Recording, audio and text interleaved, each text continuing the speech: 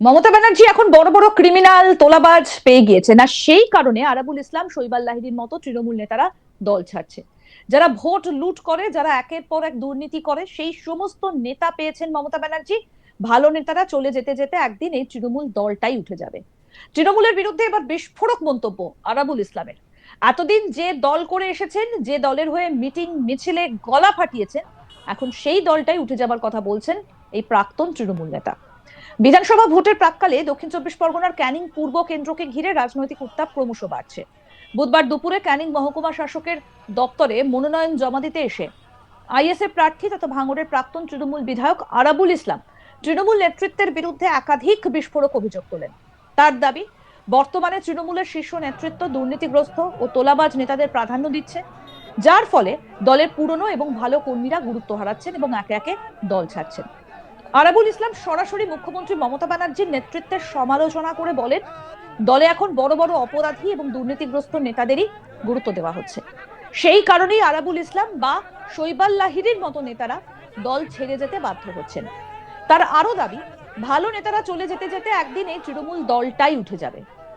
কি বলছেন আইএসএফ প্রার্থী আরাবুল ইসলাম, আসুন তার বক্তব্য আগে শোনাই।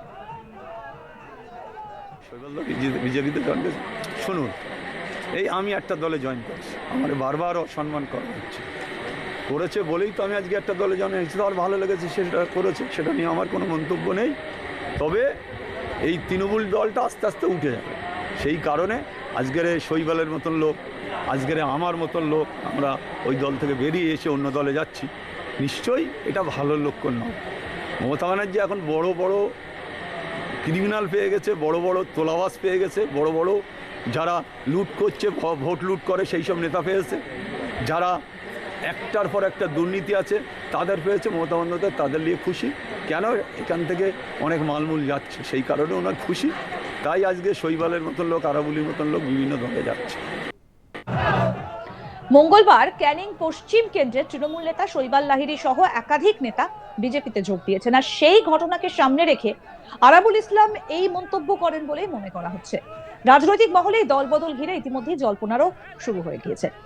অন্যদিকে নির্বাচনী প্রচারে বাধার অভিযোগও তুলেছেন আইএসএফ প্রার্থী।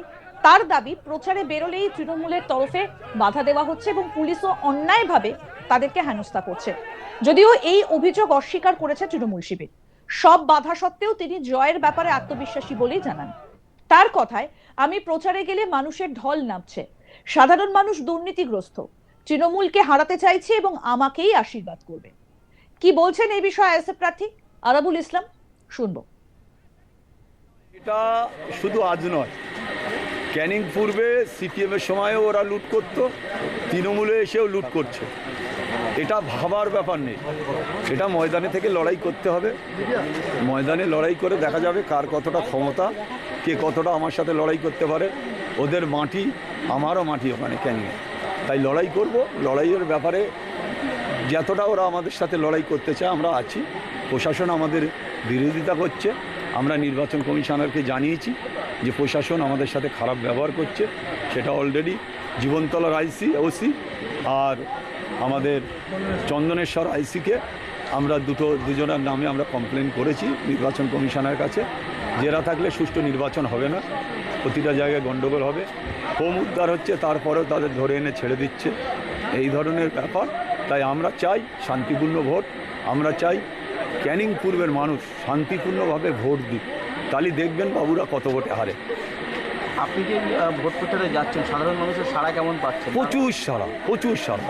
মানুষ যদি ঘরে থাকে তাও ছুটে বেরিয়ে আসে, বেরিয়ে এসে আমার সাথে কথা বলার চেষ্টা করছে, হ্যান্ডশিপ করছে, আমার ফুল ছড়াচ্ছে, অনেক কিছু করছে। আপনারা মিডিয়ায় দেখতে পাবেন, আমার হোয়াটসঅ্যাপ গ্রুপে আছে যে কীভাবে মানুষ আমাকে সমর্থন করছে। শুধু তাই নয়, হাসি মুখে ছুটে আসছে, এবারে আমরা বদলে দিতে চাই, সব মহিলা।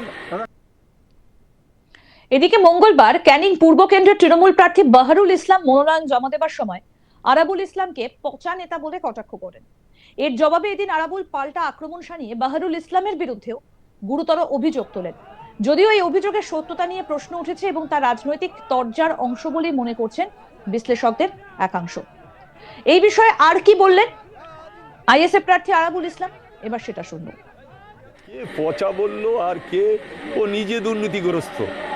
আমার যদি পচা নেতা বলে ও নিজে দুর্নীতিগ্রস্ত, একটার পর একটা দুর্নীতি আছে, সাথে ওর খারাপ ব্যবহার আছে, আমি সেগুলো দেখাবো মানুষের কাছে? ও আমার পচা নেতা দেখাচ্ছে, আমি ছবিগুলো ছাড়বো? কি করেও সারাদিনটা এইসব আমি দেখাতে চাই না। আর আমি পচা আছি তাতে ওদের লাভ কি?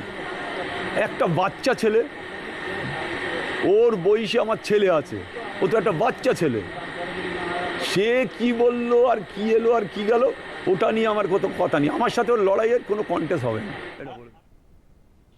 অন্যদিকে ক্যানিং পূর্ব কেন্দ্রের তৃণমূল প্রার্থী বাহারুল ইসলাম পাল্টা আরাবুল ইসলামকে আক্রমণ করতে ছাড়েননি। আরাবুল ইসলামকে পচা নেতা বলে কটাক্ষ করেছেন।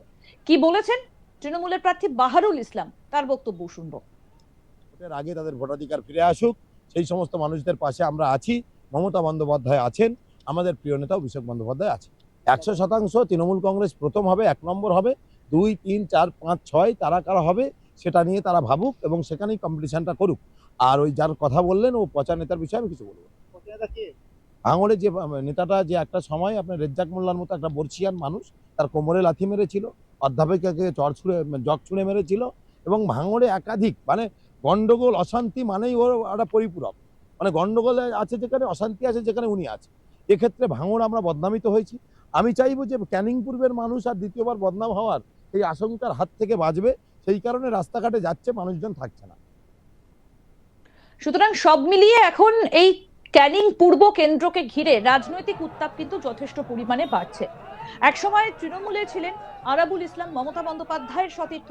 তিনি বলছেন যে মমতা ব্যানার্জি এখন বড় বড় ক্রিমিনাল তোলাবাজ পেয়ে গিয়েছে, আর সেই কারণে আরাবুল ইসলাম, শৈবাল লাহিড়ীর মতো তৃণমূল নেতারা দল ছাড়ছে। যারা ভোট লুট করে, যারা একের পর এক দুর্নীতি করে, সেই সমস্ত নেতা পেয়েছেন মমতা ব্যানার্জি। ভালো নেতারা চলে যেতে যেতে একদিন এই তৃণমূল দলটা উঠে যাবে, বলছেন আরাবুল ইসলাম। তৃণমূলের বিরুদ্ধে একেবারে বিস্ফোরক মন্তব্য।